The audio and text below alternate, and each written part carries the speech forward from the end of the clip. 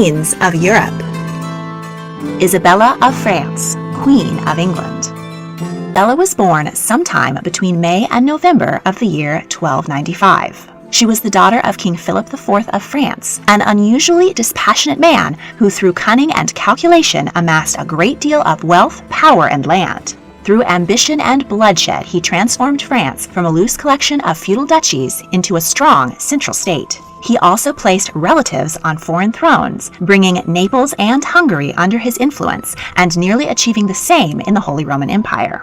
A remarkably handsome man, he was known as Philip the Fair. His wife and queen, Joan I of Navarre, was conversely plain and plump, but what she lacked in beauty she made up for in courage and intelligence.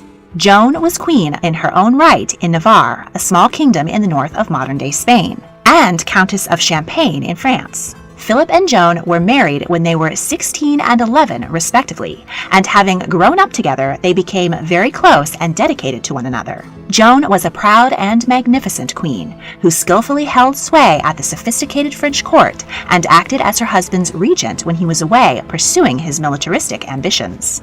Of the couple's 4 children, 3 sons would all grow up to be kings of France in quick succession. Their only daughter, Isabella, inherited her father's good looks and cunning, and her mother's intelligence, boldness, and charm. She grew up in the example of a mighty king who kept an iron grip on his country and was devoted to his wife, a majestic and commanding queen. And this was what she expected of her own marriage, when at just 12, shortly following her mother's death, she was shipped off to England to marry the newly ascended King Edward II. But that's certainly not what she found. Edward II was the son of famous warrior king Edward I, known as Longshanks for his imposing height at 6'2", and as Hammer of the Scots for his love of war. Edward Sr. kept his people under tight control through a series of grueling military campaigns. He conquered Wales and spiked the Welsh princes' heads on the Tower of London. He made the Jewish people a scapegoat for the ills of his nation, forced them to wear yellow stars, and executed their leaders, finally expelling all the Jews from England and confiscating their property. Next, he dedicated himself to completing his dominance of the Isle of Britannia by conquering Scotland. He imprisoned the king and stole the mystic Stone of Scone, on which kings of Scotland had been crowned for centuries. Edward placed the stone in his own coronation chair, where it was last used during the coronation of the current queen, Elizabeth II. A fierce warrior on the battlefield, Edward was, in contrast, a dedicated husband to his queen, Eleanor of Castile, with whom he shared a passionate and jovial relationship. Edward I was everything a medieval king was expected to be, while his son was a constant disappointment to him. Prince Edward had no interest in war, preferring to remain at court, listening to music and poetry. Edward Sr. tried to change his son's character by forcing him to go on campaign and assigning him a squire who excelled in tournaments, Piers Gaveston. But this plan backfired spectacularly when the prince and Gaveston fell in love. Outraged, the king banished his son's lover.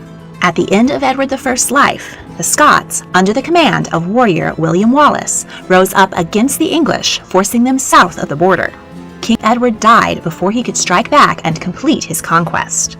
His deathbed wish was that his son march north, carrying his heart and bones in a chest at the head of the army, to defeat the Scots once and for all. He didn't get his wish. Isabella was described as the beauty of beauties in the kingdom, if not in all of Europe. She dressed according to the magnificence of her position and flaunted her sense of French fashion with an impressive wardrobe rich in velvets, taffeta, and furs. She owned 72 headdresses. Edward agreed that his wife was pretty, but he had little interest in her. Things started off on a bad foot for the couple. At their wedding feast, Edward ignored his new bride and sat next to Gaveston instead. Isabella's French uncles left in an outrage when the king gave their wedding presents to his lover. One guest remarked, "I do not remember to have heard that one man so loved another." A month later, when Edward and Isabella were crowned king and queen at Westminster Abbey, Gaveston flaunted his influence and wore the queen's own wedding jewelry to the celebration. Edward granted him the coveted honor of carrying the royal crown into the abbey. Isabella may have been young, but she knew how a queen should be treated, and she was deeply insulted and humiliated by her new husband. But without the support of her spouse, an unconsummated marriage, and certainly no chance of delivering an heir, the young queen was in a precarious position. She decided to make the best of the menage a trois in which she found herself, using all her charm and affability to endear herself to both her husband and Gaveston. She accepted, or at least looked the other way, at their homosexual relationship, at the time considered a great sin and condemned by the church. The English barons, on the other hand, were not so accepting, and were growing increasingly outraged at the king's behavior, disinterest in ruling, and lack of leadership. A feudal king couldn't rule without the support of his vassals, but Edward was so wrapped up in his relationship with Gaveston that he neglected these powerful nobles to which he owed his position. An outraged group of barons came to Parliament and demanded that the king allow 21 of them to take over the rule of the nation, and banish his favorite. Edward had little choice but to accept their terms, but within 2 months he left London to reunite with his lover, and he dragged Isabella along with him. The now 16-year-old queen must have spent some time with her husband, as she was pregnant with their first child. The odd trio traveled around the north of England with a group of barons in hot pursuit, determined to put Gaveston to death. They got their chance when the royal party was briefly separated. The barons besieged Gaveston in Scarborough, eventually starving him out and taking him prisoner. Gaveston had with him a large collection of gold, silver, and gems, which the barons accused him of stealing from the crown. Edward, fortified with Isabella in York, was consumed with anxiety, but unable to help his lover. The nobles condemned Gaveston to death in a show trial, ran him through with swords, and beheaded him. When the king received the news, he was heartbroken. He and Isabella returned home to Windsor, where she gave birth to their first child, a son, Edward. Now, as the mother of the heir, her position and power were greatly improved, and she might have hoped that with her romantic rival out of the picture, she could take her rightful place at the king's side. She used the traditional role of the medieval queen as peacemaker to forge a brittle truce between the king and his barons. But before long, Edward undermined her efforts. He finally decided to fulfill his father's dying wish and march north to conquer Scotland. But he was not the commander his father had been. In 1314, at the Battle of Bannockburn, Edward's army was sacked by the Scots under the command of their new king, Robert the Bruce. This was the most humiliating defeat suffered by any English king to date, and the barons' hatred for Edward multiplied. To make matters worse, the following year, bad weather caused a devastating famine throughout Europe, and the English people blamed their king's immorality for their misery. Oblivious to the mounting problems in his kingdom, Edward found a new favorite, Hugh Despenser the Younger. Isabella had been able to get along with Piers Gaveston, but it quickly became clear that Despenser was not willing to share the king with his wife. And where Gaveston had been content to indulge himself in the king's love and the wealth and finery that came with it, Hugh Despenser was a political predator. Unlike Gaveston, there was little evidence that Despenser was actually the king's lover, but he manipulated Edward's obsession with him in pursuit of wealth and power. Isabella continued to fulfill her role as a faithful queen, giving birth to 3 more children, John, Eleanor, and Joan. She watched in horror as Despenser convinced her husband to go on the march in a large-scale act of revenge against the barons for murdering Piers Gaveston. The king and Despenser showed no mercy. They imprisoned the offending barons' wives and children and left the barons' corpses to rot on gallows across the country. And the king handed all the spoils confiscated from the nobles and their families over to Despenser. The new royal favorite recognized Isabella's potential as a threat. He made efforts to come between the king and his wife, poisoning him against her. There is even evidence that Despenser may have assaulted the queen, in an effort to keep her submissive and under his control. In 1322, King Edward and Hugh Despenser decided to make yet another ill-advised attempt to claim Scotland. With the queen in tow, they set out on campaign, but were once again forced to retreat. With the Scottish army closing in on them, Edward and Despenser fled Tynemouth Priory, where they had sought shelter, abandoning Isabella there. She begged her husband to return and rescue her, but she was ignored as the castle came under attack. The queen's household knights fended off the Scottish army while she escaped on a ship. Several of her men and 2 of her ladies in waiting were killed in the battle. Isabella was so furious with her husband that she took a 10-month pilgrimage around the country by herself to cool off. While she was away, tensions were heating up between England and Isabella's homeland, France. England had held the region of Gascony in southern France since Edward's mother, Eleanor of Castile, brought it with her as part of her marriage treaty. But Isabella's brother, now King Philip V of France, was threatening to take it back. By the time Isabella returned to London, England and France were on the verge of war, and Edward had ordered the arrest of all French people living in England. He demanded that his wife swear an oath of loyalty to Hugh Despenser. She refused. So Edward and Despenser confiscated all of the Queen's land and property and arrested her servants. They even took her 4 children away from her and placed them in the care of the Despenser family. This was the final straw. Isabella had tried for 16 years to be a good wife and queen and had been continually beaten down.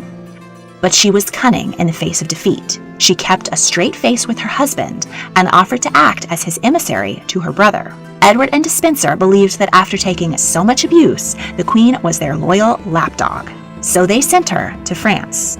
Isabella wrote back to her husband that she had negotiated favorable peace terms with the French king, but that in order to seal the agreement, their eldest son and heir, 13-year-old Prince Edward, must travel to Paris to pay homage to his uncle. Once he was with his mother, Isabella refused to send him back. He would be a keystone in her plans. She wrote back to her husband in open defiance, declaring that she would not return until the man who had come between them was removed. While living at court in Paris, Isabella met a striking English knight, Roger Mortimer, who had escaped when his family had run afoul of the Despensers and his father was executed. The pair had a deep passion and shared love of literature and art, and a hatred of King Edward and Hugh Despenser. Isabella was taking a great risk by having an affair with Mortimer. Female adultery was a serious sin in the Middle Ages. Her sister-in-law had recently died in prison after being found guilty of the offense. But the relationship was a risk she was willing to take, and together she and Mortimer began to hatch a plot. Isabella betrothed her son Edward to Philippa, the daughter of William I, Count of Hainaut, in the modern-day Netherlands. And with his support and substantial dowry, she raised an army. In 1326, at the head of 100 ships filled with soldiers, Queen Isabella, Roger Mortimer, and Prince Edward set sail for England. The Queen had no right to the English throne on her own, but as she was fighting on her son's behalf, the English people, exhausted under the king's tyrannical rule, welcomed her as a liberator. The rebel queen and her army met no resistance as they marched towards London. King Edward and Despenser filled their saddlebags with gold and fled the capital, desperately riding west. They were captured in Wales a few days later, bedraggled and exhausted. Isabella had Hugh Despenser brought before her. In punishment for his crimes, she had him hanged, disemboweled, and castrated while still alive, and finally beheaded. In Parliament, it was declared that King Edward II had forfeited the allegiance of his people, and that from that moment on, his 13-year-old son would rule as King Edward III. For good measure, the former king was forced to sign papers of abdication, and was imprisoned at Berkeley Castle. He was treated well in the beginning and lived in relative luxury, though under tight security. But England had never had a living ex-king, and this was only the second time that a woman had been in charge. Many were unwilling to accept this new regime. Within a year, 3 plots to restore Edward II to his throne were uncovered, and Edward himself attempted to escape his guards. To secure her position, Isabella had little choice but to dispose of her husband. In 1377, the death of the 64-year-old king was announced. Legend has it that he was impaled through the anus with a red-hot poker, burning him alive from the inside. This grisly rumor was immortalized 200 years later by Christopher Marlowe in his play about Edward's life. But this ghastly means of murder is thought by historians more likely the result of medieval homophobia than the actual method by which King Edward was secretly killed. Dowager Queen Isabella and Roger Mortimer ruled England in the name of teenage King Edward III for 4 years. After 16 years of watching her husband's favorites enrich themselves and occupy the place of prominence she believed was rightfully hers, Isabella let her pride and greed blur her vision. She and Mortimer went on a spending spree with the royal treasury, adorning themselves in fine clothes and jewels, living luxuriously and seizing land and wealth to support their new expensive lifestyle. She made peace with Scotland and betrothed her youngest daughter, Joan, to the future King David II of Scotland. But this end to hostilities was unpopular with the English, who had already invested so much in the fight to conquer their northern neighbors.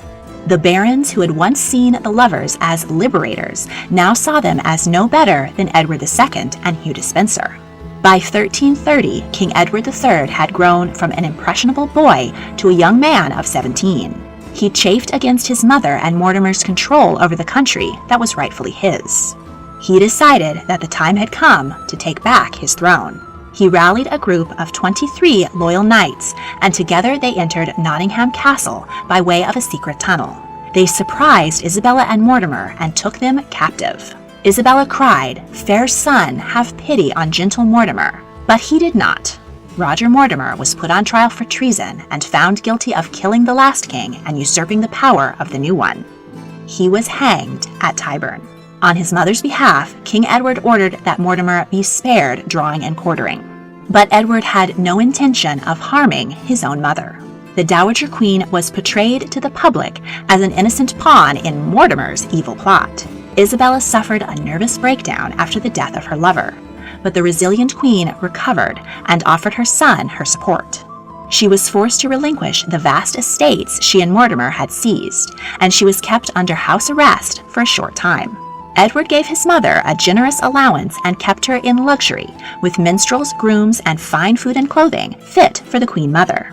Isabella spent the remaining 28 years of her life as a jovial and affable fixture at her son's court. She doted on her grandchildren and was especially close to her youngest daughter, Joan, who lived with her mother after leaving her adulterous husband, King David II of Scotland. Isabella was friendly with the children of Roger Mortimer and convinced her son to restore their land and title. In her 60s, she remained a fashion icon, appearing at the St. George's Day feast of 1358, wearing a silver silk dress bejeweled with 300 rubies and 1,800 pearls, with a circlet of gold around her head. She also took an interest in astrology and geometry. She died at the age of 63 and was laid to rest at the Franciscan Church at Newgate in London. Per her request, she was buried in the headdress she had worn on her wedding day, and her husband, King Edward II's heart, preserved in a small casket 30 years earlier, was placed in her coffin with her. Centuries after her death, Isabella was portrayed by Christopher Marlowe and others as a ferocious and unnatural woman for daring to grasp at power. She was dubbed the She-Wolf of France. And while she certainly wasn't without her faults, her husband Edward was hardly an innocent victim. His blind romantic obsessions, arrogance, and scorn towards his people were at the root of his downfall. Isabella achieved a feat unprecedented in English history. She dethroned an anointed king and ruled for 4 years, the longest any woman had been able to hold the reins of power in England.